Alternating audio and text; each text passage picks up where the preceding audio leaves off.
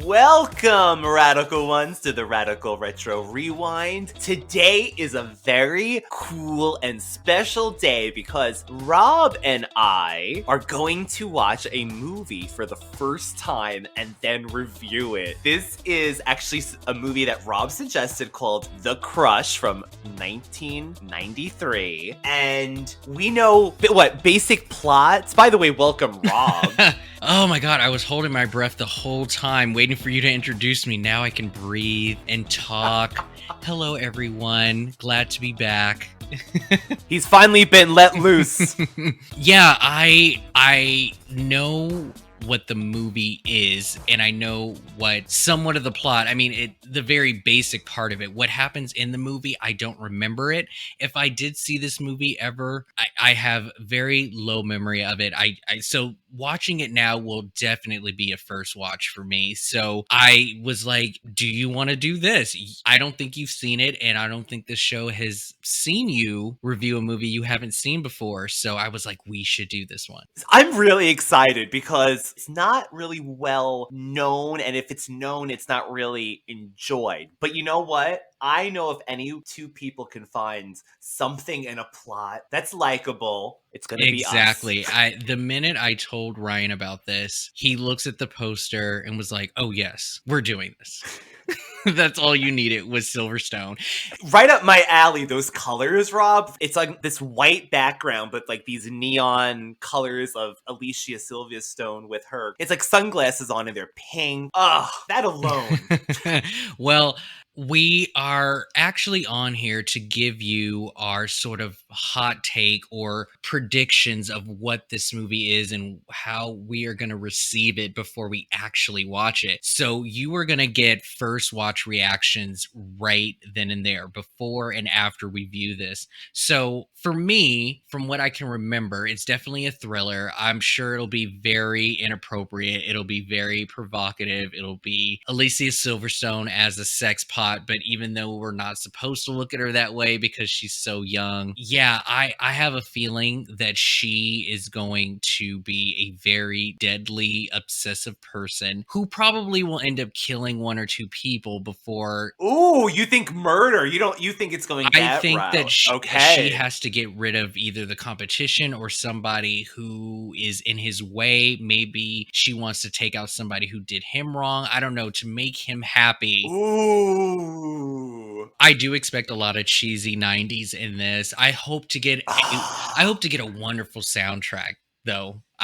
Yes, if anything. Yeah, but it will probably be very I don't know what her acting is going to be like, especially somebody who's like mantic and just evil. Like, it'll be interesting. And Elves is not a person that I know of from back in the day. Like, everybody's all about Men in Tights. I've never seen it. And Princess, And I am a very, very, very late bloomer of Princess Bride. I know Elves from Saw. That is my Cary Elves. That's who he is to me. And so it'll be interesting to see him in this too, because supposedly he's a hot guy that little girls like. I think he's very attractive. I think he's a really handsome, a classically handsome person. And I'm not usually into blondes. I think there's something with him. I don't know. He looks really, and the screenshot that I do see, he looks extremely handsome. That alone. So what are you expecting from this? Okay, well, I was not expecting murder. I don't know why I thought of blackmail. So now you got me really thinking, like, what we could be in store for in this movie. So I am thinking possibly questionable acting, maybe, from our young lead, but who knows, maybe she'll blow us away. But I have a feeling there's something to it why this is not held in high regard. So definitely like some kind of erotic older man younger woman thing, but I can't picture besides that where it could go. Pregnancy scare? Well, so here's the thing. She's 14. Her character is 14. Oh my god. So they're not gonna have sex. I know that. They can't. I don't know if a kiss gets in there or whatever, but Oh, they scandal. can't have any sex because why cast the character as a 14-year-old if they're gonna at least, if they're gonna do it? So I have a Right, feeling right. like she will try, he might reject her, and maybe that's where it sparks up this whole like you're mine only or whatever. I don't know. So we'll see. But Other thing that we did notice also is Amber Benson, Tara from Buffy, is in the this, and that I am curious yeah, she's about. probably super young. But yeah, we're gonna come right back and give you our first impressions of the crush. Here we go. Danger, Will Robinson! Danger! No, Will Robinson! You are now entering the spoiler zone. Danger! We are back from watching The Crush. So we are doing this in real time, people. So Rob, I have to say, I enjoyed it for what it was. Okay, I have a theory. I think that this movie was somewhat entertaining and fun. But get this, I think it's because we watched it together and we were like Yeah, talking yeah. throughout the whole thing. I think it's because of our commentary. We weren't hate watching it, I swear. No, we weren't. We weren't. We were just. We were actually, but we were just so stunned on how dumb Nick was. Nick is Cary Elwes, the lead guy. He works for a magazine. He just moved into town, and he rents out a guest house of this rich family or whatever, because every apartment is a piece of shit. I don't know why that first apartment wasn't good enough for him. I mean, he wanted a place that was quiet. Yeah, it didn't. Right. It didn't fit his writer creativity, I guess. It's ridiculous. Okay, let's tell everyone what this movie's about before we go on. Oh my god, I don't even know where to begin. Okay, so we found out it was Alicia Silverstone's first movie because it says introducing her. Yeah. Cary did not disappoint in the looks department. I know that's the most shallow comment out of everything. I liked his writer look with his circle sunglasses and his blonde hair fluttering around. Yeah, I think he looked good for sure. So he's a journalist, and when he moves into this guest house, this family that rents out the guest house has a 14-year-old girl who immediately has a very like a high staked encounter with each other. He almost hits her with his car while she's out rollerblading on the street. That's their first encounter, right? And come to find out, the guest house he rented out belongs to the parents of this girl. She immediately inserts herself into his life, and he finds it very friendly and like, okay, I live in this house, I might as well be friends with the daughter. But she immediately is already flirting with him, and he is old enough to understand what flirting is. And okay, so he's also 28 years old to her 14, and at work he's already like, this was his first day, yeah. I think, because he was late. Yeah, but he was his first day. But their meetings, get this, he's late for the meeting that started at 8:15, so he's really late. Like, I would say by 8:15 you are extremely late for work, right? Like, what is the average? Like 5 minutes they give you? Somewhat. Some jobs, if you even get that. But it looked like he was in a very relaxed office. Rob put two and two together who his office buddy turns out to be. What was her character's name? Amy. Amy, thank you. So Amy. yeah, he sits next to Amy. They sort of hit it off. She's smitten by him, by the way. Like, so, I mean, they made it quite clear that she's looking at him and checking him out, and then they kind of bond or whatever. She just looked familiar, and I kept watching her. So throughout the movie, she would do all of these different facial expressions, but it wasn't until she got super excited and she started cheering, and I was like, I know this smile. I'm gonna officially look it up. So I looked it up. This woman is played by Jennifer Rubin, aka Taryn from Nightmare on Elm Street 3 Dream Master. So she is the punk rock girl who gets switchblades for her power. That spiked out hair, leather, if I remember correctly. I could not believe it was her. I had no idea she was in this. I just think that's awesome. Is this her only other movie? Can you imagine if she did that and The Crush? She actually has a lot of credit to her. She's been in tons of thriller and horror movies. But another big one is that she did The Doors with Val Kilmer. Yes. Okay. Yes. And then she was in this movie called Screamers. Forgot about that movie. Screamers Tremors, which I think is a old school horror film that had to do with the military or some shit. I've never seen it, but I know what this is. It's like these underground like monsters or machines. I don't know. I've never seen it, but I know what that is. So she was in that. So she kind of, notices things are going on, and basically she's like the competition. But things escalate because Adrian, who is Alicia Silverstone, she starts to sort of elevate her stalkerage. Like and that's a word today on Radical Retro Rewind. Stalkerage? Yeah. She amps up all of these things to get close to him, and she's editing his papers for him, and he ended up turning in a paper Unbeknownst to him, but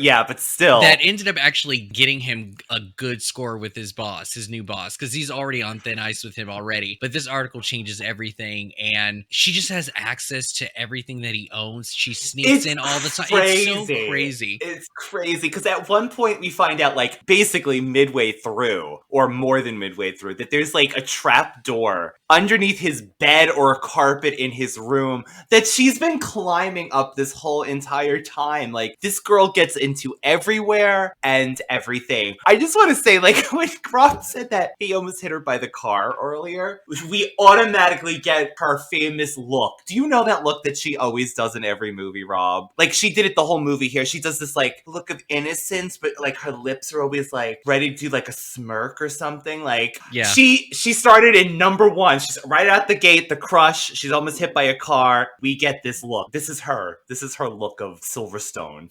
Okay. So where do we begin with everything else? Okay, so here's the thing. Aside from us, like, really just having fun with this movie ourselves, I didn't really like it as much as I wanted to. There's a thing with the writing that I think was a bit lazy throughout the whole film. This man manages to do everything wrong. Like, he literally did not make one good decision throughout this whole movie. It'd be one thing if she was so good and outsmarted him and, tried to seduce him and do all of these things, but he literally was just doing everything that you're not supposed to do. And it also bugs me that her character is 14. Like, why couldn't she be 16 or something? Like, 14 is so young to be getting into not one, but I counted 3, maybe 4 instances where he had no business being alone with her. Well, the big one was, oh God. When I say that this is a blur, because I feel like, yeah, we were having fun, and it just seemed like a continuous string of her coming into his apartment without her parents or anybody asking. So at one point, we assumed that these parents were very into the daughter's life, because the father even built a merry-go-round or a carousel in the attic for her. And he does mention that she's a very, what did he call her? Headstrong or different? She's becoming a woman. But these parents, I'm getting the idea that they're these rich people, almost like in the Buffy movie when her mother used to be like, kiss noise, and just leave, and Buffy would just be alone. Because this girl does everything, goes everywhere, and is everywhere, and knows everything. Yeah. She manages, again, like I said earlier, she has access to this man's house, and for no reason at all, these parents have no clue where she is at any point of the day, and he's just totally cool with it. First of all, I don't know you, and I don't know these parents, and he just is so okay with this little girl being around him alone. Mm-hmm. Like, anything could happen. You don't even know her. Like, she could easily just be like, oh, he did this to me, and like, right. Who is not going to believe her? Like, why would you be alone with her ever? It's the weirdest thing. So I couldn't get into this movie in a way of like rooting for him because he was stupid. He was so dumb. You know what? At his core, he's not a bad person, but like Rob is saying, he does make a lot of mistakes with this, because this should have been taken care of from the get-go. It was bluntly obvious that she was flirting with him the minute he walked through the door. Like, she's sitting outside, right, with her... Is that how it starts with her, right after that? Like, yeah. She's alive after almost getting hit, but she's, like, writing in her diary, looking up at his, like, window of him moving in. Yeah, and, she goes to talk to him, and she's saying these, like, very provocative things. Like, I think one of the first things she said to him was, like, oh, that's attractive or something, because he's, like, smoking smoking a cigarette. It's just... It was one, yeah, and because she just walks right into his apartment. He kind of keeps the door open. Well, yeah, but it's super hot in there. There's no AC, so he keeps the door open. It's like the middle of summer. Yeah, I just don't understand why he would want to have a close relationship with this girl. So, and she puts the cigar too. That part, like, she takes it out of his mouth, smokes it for a second. Right there, he should have been like, "What is wrong? Like, this girl is." So something. at this point of the movie, right? And I think this is within the first 15 minutes. I basically just made a declaration. I'm watching this for Silverstone. Like, I just want to see how far she's going to go in her first movie and how provocative they're really asking her to go.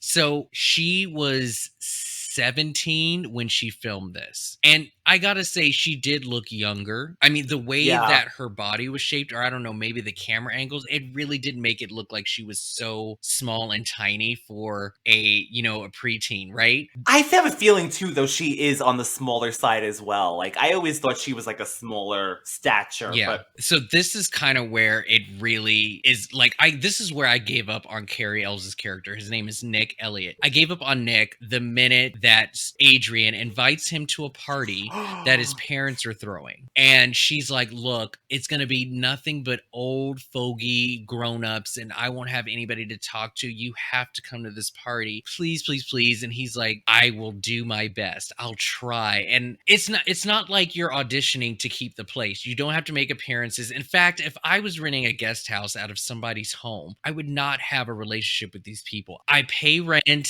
I wanted a place that was quiet. Leave me alone. Like, I don't want any part of this, right? But he decides to go to this party, and throughout the commotion, he hears this piano playing. This piano is playing the most beautiful music ever. It's like, wow, who is playing? And he approaches the piano and finds out that it's Adrian killing it on the piano. And what does the camera do? The camera decides to focus on him, given the assumption that he has the biggest boner for her, because he is so impressed and looks at her like, wow, she is so mature for her age. She can play the piano. Like, did you see his face? And she's wearing, as I wrote down, her best 80s, 90s Barbie dress with like the graduation photo that all the girls wear. But anyway, and then he follows this up by following her outside and then telling her if she was only 10 years older, which did not help any situation. The first line out of his mouth, I honestly have this is where I gave up. I was like, I'm done. I am so done with you, because... Wait, you got even further. Like, there was the next scene, I think you became even more, you were like, no, this is it. But this is the thing, though. So he follows her out into the balcony, right? As if the entire party is literally boring. Like, he honestly doesn't want to talk to not one adult. It did look boring, though. He literally went to the party to talk to this girl. That is it. Like,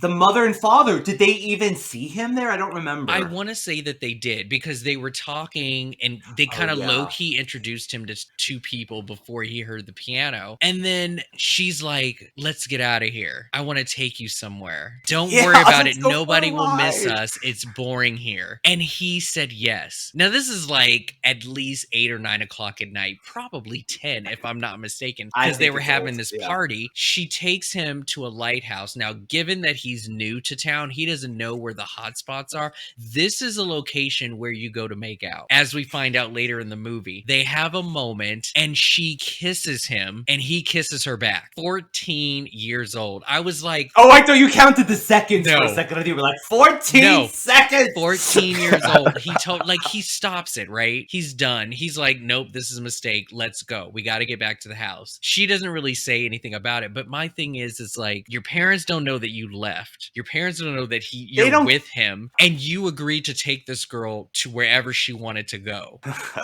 Like, God. So I don't think she even said anything, number one. I don't even think anything was mentioned. I think he dropped her back home. He went back to his place, and the parents had no clue that their daughter was gallivanting at the lighthouse. So weird. So to me, I was like, okay, this movie clearly doesn't have enough creative chops to figure out a way for him to be entangled with this girl without him fucking up at every turn. It was just the weirdest thing. Like I can understand the slip up of the kiss, but it's just how it got there. Like you didn't have to go to a lighthouse to do it. You could have easily done it in his apartment, caught him off guard or something. But this way of him like even remotely being infatuated with her was just gross. And then there's like little parts that make it even worse to hammer in that she's a little girl. Like when we see her bedroom and she's got trophies and her ribbons that she won from her horse riding. This was earlier, right? That she walked in when he was showering. This is prior to the kiss. He's trying to get dressed and she's just acting like she's in a That's been right. there, Yeah. done that. Yeah. Like just, oh, you're showering? She sits in his chair. He leaves the door cracked open. She looks at his ass. Yeah, this was prior to him getting the invite to the party. So yeah, Oh, this is how she invites him, Yeah, right? yeah, Because he gets her out. Yeah, but... he's showering, and then this is the first time he gets a little like tea that, okay, woman, you can't just come in anytime you want. But he decides to let her just stay in, and they're having a literal conversation. The door is like cracked open, right? But you can see in it, and he's shaving. He's got a towel on, and she's inviting him to this party. And while all of this is going on, he decides to take off the towel and get dressed, but the door is still open. Why? Why is the door still open when you are literally naked in there? I mean, you think she's not looking? He had a nice ass, though. I don't know if it was a stunt double. God! It looked really nice. It did. I can't fault that. Cary Elwes had a nice ass back in '93. I'm just saying. I don't know. It's just, to me, I just think it was just a little bit of lazy writing. He literally put himself into a corner, and now I was just meant to spend the next hour of him continuously messing up and getting more entangled with this girl. What really gets me is the part when he is at his job with this, his coworker Amy, and we see bits and pieces. Like there's a part that he has like a house party. I think he had like people at his house, and she was collecting sticks out in the woods like a Friday the 13th movie. By the way, this girl is Adrian, she's continuously in a nightgown. Mm-hmm. But she was wasn't she in a nightgown there too, with her shoes off? I think it looked like a garden dress. Was it a garden dress? Okay. It's just a very long white. It's kind of flowery, but it looked very sheer and thin. So yes, little girl look. The top definitely looked like it was a nightgown, but when you see the whole thing, it really is like a garden dress or something. And so she mentions about the wasps at this point. So we're setting up that this girl knows about bugs. But there's a part when he goes to work and she's getting pissed off because he's having, eyes for other people his age. And she deletes his assignment. So he runs home, Rob. This is the part that was so crazy because long story short, he's looking for this disc or a copy of the disc because she deleted his assignment to like ruin him. Rob, he runs into these people's house, goes through every part of their house, goes up to her bedroom, and then gets himself stuck in her closet. But after he sees, by the way, a pillow that she embroidered with their initials in it, but her parents didn't see that either of it. Yeah, parents have no on her idea bed that this woman is clearly just running around, hanging out with this guy all the time. These parents had no idea. But no, you're right. None. This scene was insane. He goes over and knocks and knocks and knocks. Nobody answers. So yeah, I'm just going to let myself in. Again, this is just more examples of him just giving her reason to blackmail him or yes. Or just oh my give God. her the opportunity. Like, all I have to do is just tell, because you are clearly stupid and keep putting yourself in these situations. But yeah, he goes up to her room because all of it, I don't understand this. He thinks that he can get this work back, and then he goes up there and he's checking out her room as if it's some like museum piece. I'm like, she's not in the house. You don't know who's at home. Like, get out of there. But no, he finds panties on the floor that he wants to look at. And then, he's seeing all of this other stuff. But then he hears a noise and it's her. She's in the house, but she's about to get into the shower. How does this girl know, though? This girl has a sixth sense from men because she walks in her room and she doesn't even look back. She just kind of looks over her shoulder and smiles. Tell him what he does when he finds out she's at home. I can't get over this. He puts himself in the closet and literally He doesn't want to admit that he's in the house and in her room. Like, what is she gonna do? Like, you come into my house all the time. I don't care. Yeah, I was looking for you. I'd be this like, is what we do, right? I'd be like, oh, there you are. But no, he decides he wants to hide from her and decides to hide in the closet. Yeah. And while he's doing it, I even think that the actor, I swear to God, he was laughing at the thought of it too, because he made a crazy look on his face when he was closing the closet door, like, I can't believe I'm doing this. Either that was great acting, or he was just like, wow, this is what happened in this script. So she looks back over her shoulder with her men sixth sense and knows he's in the closet because she heard a noise, so it can only be him. It can't be anything else. And she takes off her clothes in front of him and gives him a little show before her bath. And this man is staring. God. He's staring. He could have chosen not to look, but he is dead eyes looking through the closet like blinders or whatever and is seriously looking at her. But this is the cake though. So she takes it off from her backside and literally decides to turn around and show the front part of her body clear as day to him and smiles. Like, then she slinks off to her bath. this is so, again, strike two. Like, it's so insane. But he leaves and goes out, and then right at the front door, the dad shows up. So now he's got to come up with some stupid excuse as to I why have he's to there. say though, she's so good in her acting is really good in this one scene, if anything, because he's like, oh, I borrowed a book, and he's like, well, what book, honey? And then she figures out like that It was a he, lie. like, said, yeah. yeah, and she's like, well, that would be Wuthering Heights with that voice. That's her Alicia Silverstone voice. That would be Wuthering Heights. And she had a poster of this movie in her room earlier too. But Dad the was way like, she gay. said, and then she's like, "Did she like it?" The way she did that, I was like, "Oh yeah, damn, I believe her." Yeah, I believed her. yeah. I mean, basically, it was sort of like an innuendo of like, "Did you like the book?" Meaning, "Did you like my body?" And he goes, "Of course I did." I'm just like, I don't believe this. Okay, so we're about halfway in the. There's so many things. We're halfway in There's the so movie, many right? things. Let's just go through this. Constantly alone with her without parents knowing, right? Continuously. He also is caught checking her out from his window while she's laid out on a beach chair in her bathing suit, clearly in That she put directly under his window, and she knows he looked at her. Then you allowed her to smoke a cigar in front of you. You've allowed her to see you naked. You've also snuck into her house. Like, you've kissed her in a secluded area that nobody knows that you were there. Like, and you also, like, what's the word I'm thinking of? Keeps allowing himself to be in these situations. It's not plagiarism, but you've allowed a Oh, 14-year-old yeah. girl write Right. your work for you, which also got you a hit interview with an exclusive man that nobody likes to interview with. Like, so much things are piling up, right? So I'm just like, what is he gonna do? Now, can he tell the parents what's going on? Absolutely not. But the only time he felt that it was a perfect time for him to go to the parents and be like, this bitch is crazy,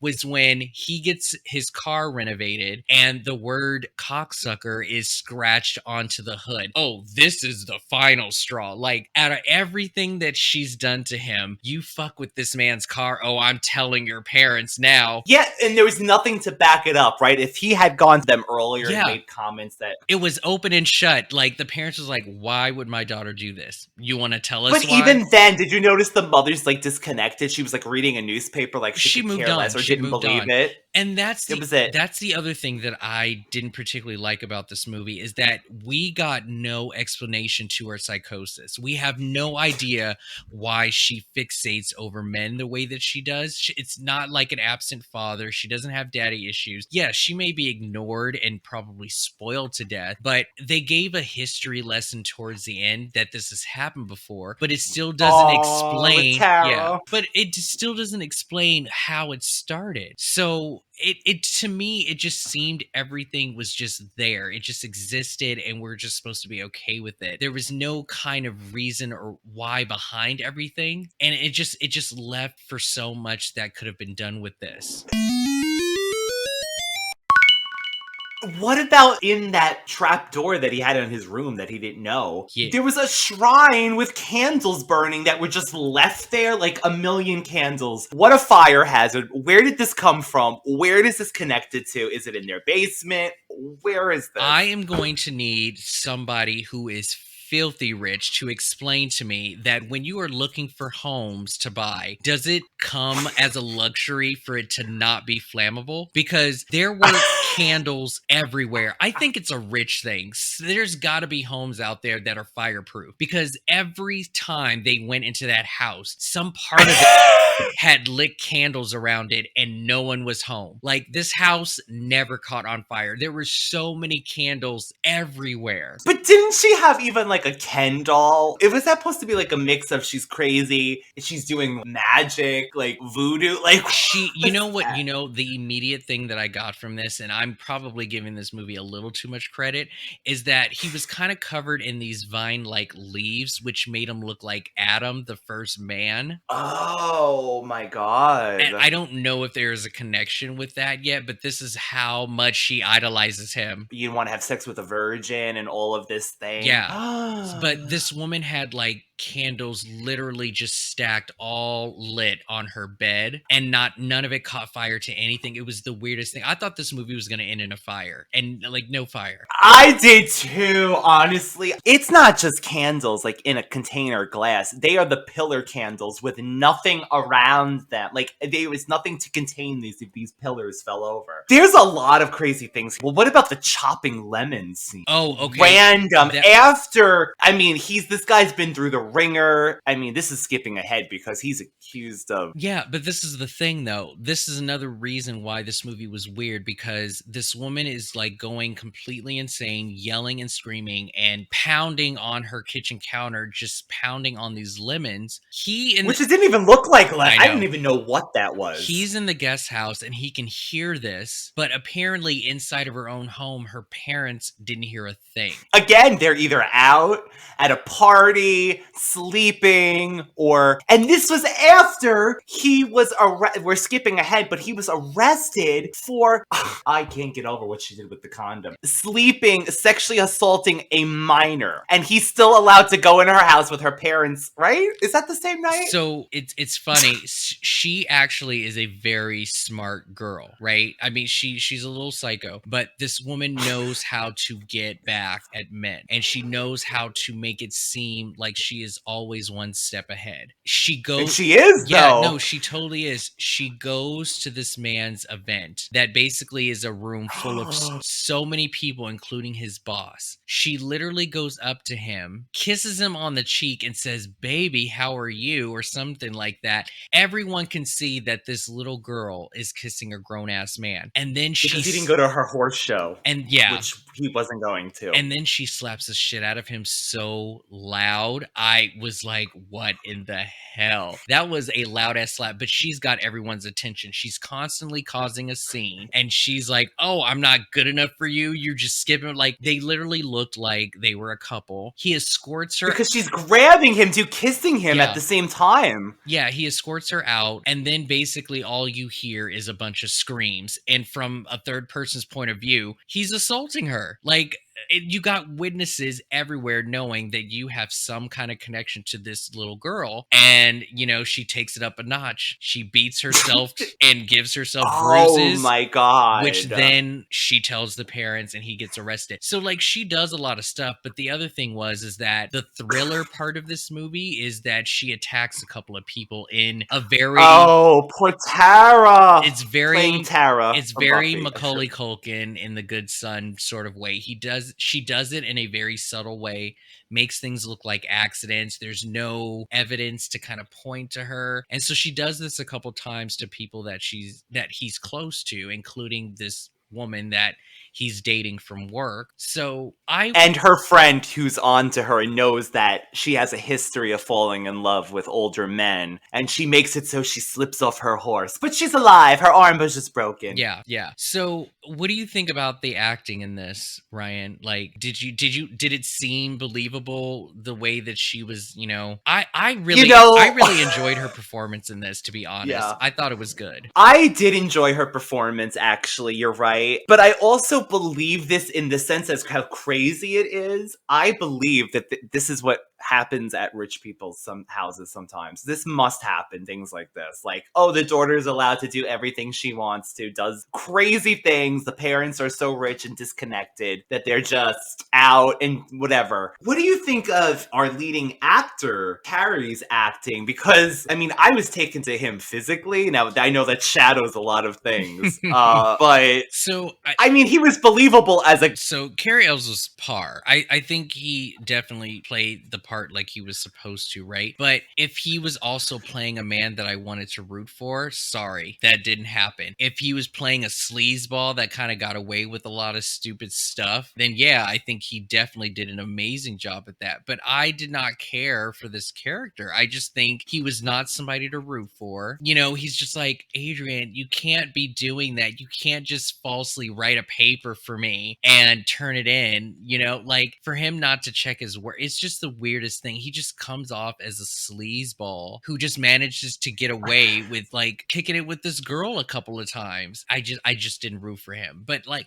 I don't think any of his acting was cheesy. When he would get mad, it would look weird, but I mean, because I think he's so, and I noticed a few times, I swear his English accent came out a few times when he was acting. So there was that one line that I did write, that Adrian makes a comment to the coworker Amy that he doesn't like flat-chested women, meaning her at one point. But later on, she's like making comments, oh, like he doesn't want you or something like that. And she's like, go play. Like, you're a little girl. Like, she tried to be nice to her and say, like, I was there, you know, you have a crush on an older guy. When'd you really fall in love? She tried to do the nice thing. And then she kind of made a snide remark, but then she tells her to go play. Like, you're a little girl.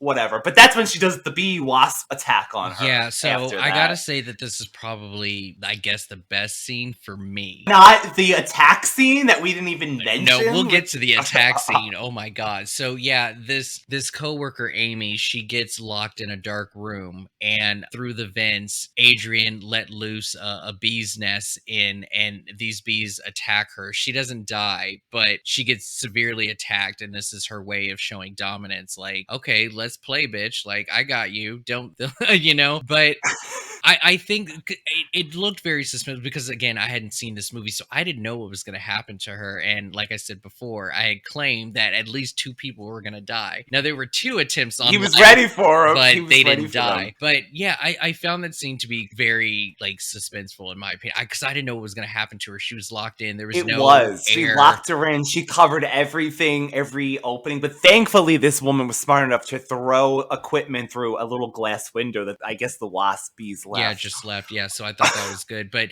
yeah, we're now at a point where he gets arrested. He's not allowed. Condom, Rob. The condom. Yeah, and these cops are talking to him, and he's telling his story and all this stuff. And he's like, "Why don't you believe me?" They don't find anything in the shrine room, and then they lay down the ultimate, like, "You're not coming out of this." They were like, "We found semen inside of her." I was like, okay, let me just say, we both were like, Ryan's face was like so shocked. Have you ever watched a movie this provocative before? But I couldn't believe that they went there, that this girl actually collected I looked at your face and it looked like you had never seen a rated R movie before. Seriously, you were just like, I can't believe this shit happens in the real. Like, you were stunned.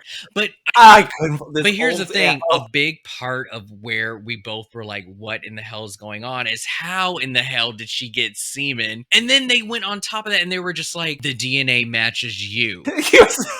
Your blood. I was like, oh my god. So he explains what happened, and he's been hooking up with his girlfriend in his house. So she grabbed a used condom and inserted it to make it look like she was raped. Like, whoa. This should be the plot of a Lifetime movie, but I think the elevation of plots like that, Alicia Silverstone acting in this, makes it like a notch up from like a plot line. But I was shocked. I don't know why. I'm thinking of this old ass condom. Oh, It's well, at least, they're announcing protection in this movie. So, at least that but exists in this world. But we're at a he gets out on bail, right? Yeah. He gets out on bail, goes home. Oh my god, this is so frustrating to Well, me. so okay, he basically has to stay 100 yards away from the house and her, right? But there is going to be one evening where they will not be at home, so he can go and You get his think? stuff. You would think. Yeah, he goes to get his stuff, so nobody's supposed to be around. The opportunity to clear his name comes up because her friend, who didn't die from the horse accident, says, "Oh, Also, a 13-year-old Yeah. girl visiting in the middle of the night. she has a diary in her room. This will most likely have everything that she's done in it." And so she decides that she's going to help him and go and get this diary, but she's taking forever to show back up. And then he hears the piano indicating that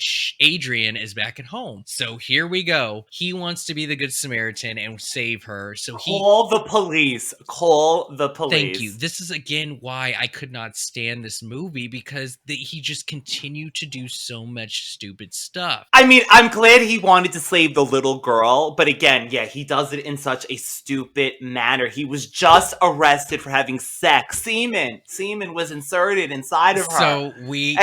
So we get to the final act, and it's basically the attack part of the movie, right? Like, she's done. I'm gonna take him out. It was also confessed that she had done this previously to a camp counselor and poisoned him when it didn't work out. She also had time to light more candles, put her shrine back up in her bedroom, all over her bed. Her bed was covered with candles. Talk about knock up something on the bed over. This actually, I think this was the best scene, Rob. It was the most exciting, exhilarating. Not exhilarating. It was the most That even- adrenaline yeah. part of the movie, was this final attack, because we see her at full force, like, finally just, go balls out, like, I'm gonna attack you. There's an attic space, but you need like a stick handle thing to like grab the hook and bring down the ladder. So she's holding that, and clearly in her hand. I saw it. I don't know if you saw it ahead of time. yeah, and I don't understand, but he decides he wants to walk down the stairs with his back turned to her. And so the minute he doesn't have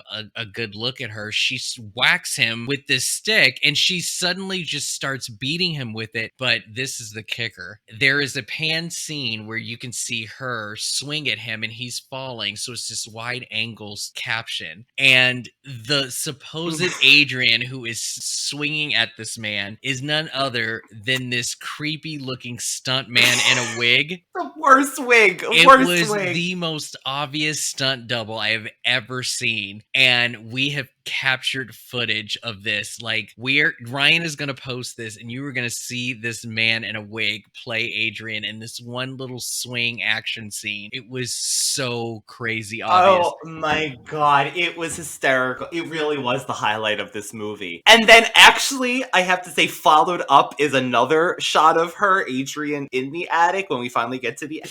So he climbs up the attic stairs. Her father also arrives, because maybe someone finally realized they're supposed to be out of the house with their daughter who was just raped and beat, but she had time to get home. He finds little Tara, her friend, tied up, handcuffs, and he's trying to get her out. She comes out in slow motion. Back again, Friday the 13th, Jason, slow motion, running to him. And then she starts beating him up, but Rob, when he beats her off at the end, like he punches her, and it was the loudest punch sound effect, and this girl flew like she was being projected out of a cannon against the wall. He had superpowers. He used all of his weight in this punch, and she went flying and hit the wall, and that was the end of it. It was like a punch to the face. I've never seen anything like it. I can't believe she flew that far after being punched. That was insane.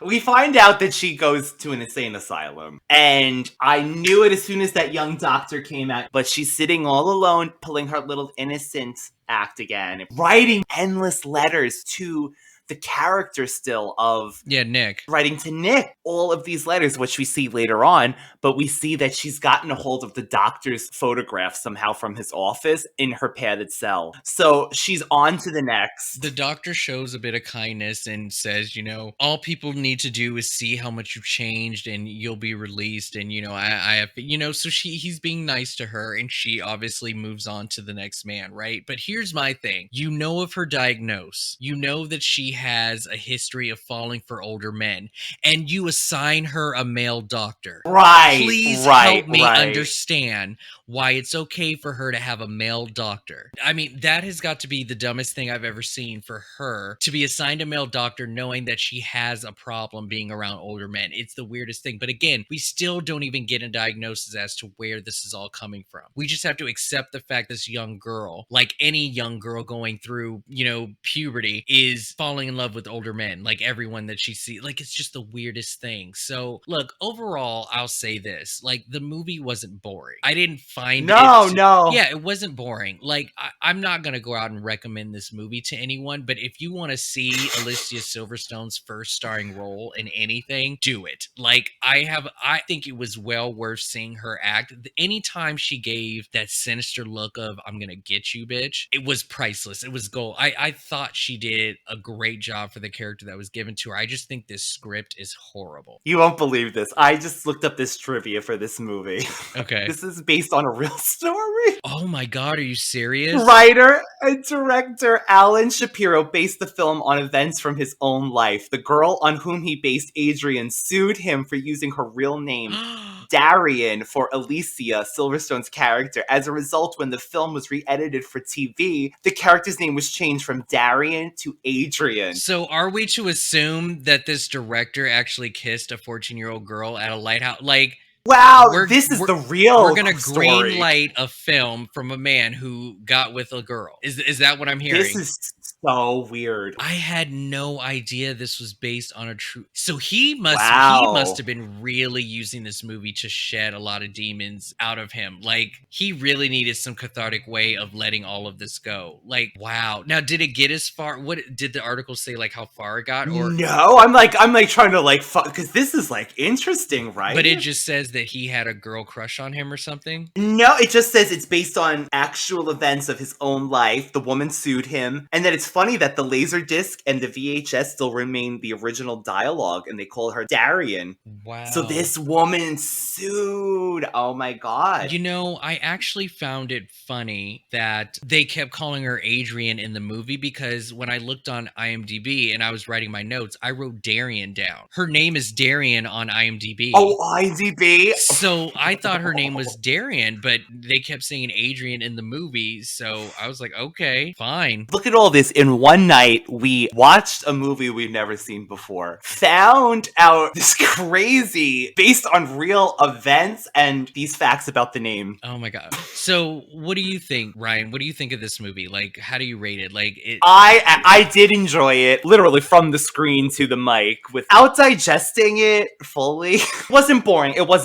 It was, like I said earlier, the Lifetime equivalent of like a Lifetime movie with a budget with semen involved. You and the condom cannot get over she inserted that into herself. Oh, but like you said, Rob, it wasn't boring, and I'm glad that I finally could say that we've seen this movie. Yeah, I mean, this is a movie I probably wouldn't, return to watch again. I mean, I don't know why I would choose to watch.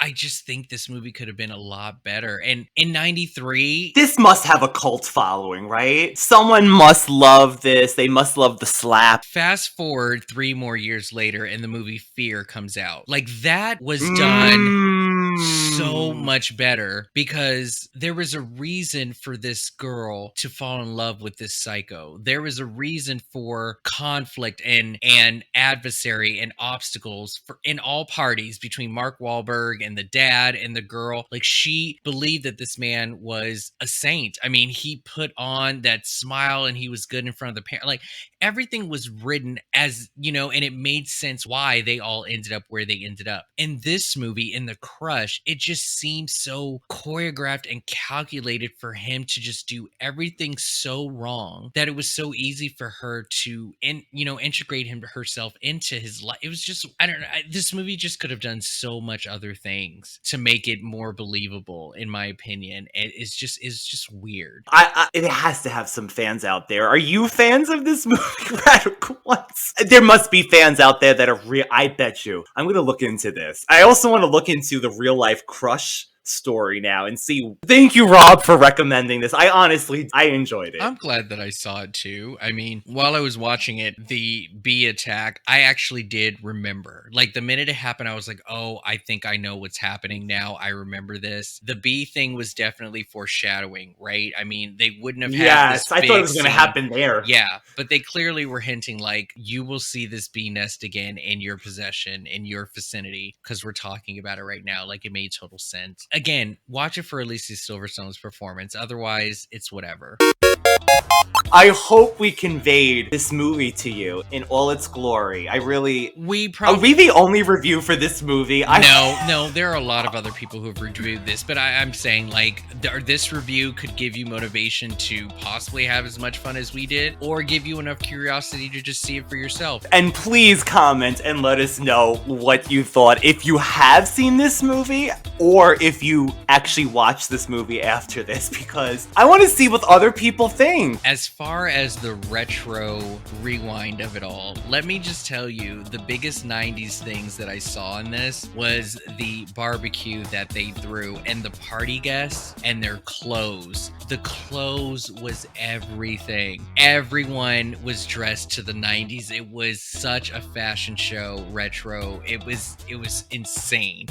And his computer, his little tiny green screen typing computer with his floppy disk. Adrian and her flip phone that she pulls out, and everything was 90s gold. So yeah, there you have that. So that was another Radical Retro Rewind. Where can people find you, Rob, when you're not hanging out over here? So you can follow me on Twitter or Instagram. I'm at Geeky Rob. That is my personal. But I also do have two other podcasts, Movie Geek and Proud, and Brunch with the Hollowells. You can find those two on Instagram as well. Everything that you need to know as far as social media and where to follow me is on my website, moviegeekandproud.com. Yeah, I love it. And you can reach the Radical Retro Podcast, all one word, on Instagram as well as YouTube. Been updating that continuously. You can always get the episodes, but there's also video, so sometimes you might see these beautiful faces and whatnot. So that's always an option, Radical Ones. I hope you enjoyed this week. I don't even know what to say. Condoms. That's all. I can't get over it. Condoms, Rose! Condoms! Calm down, lady. You just get out of prison.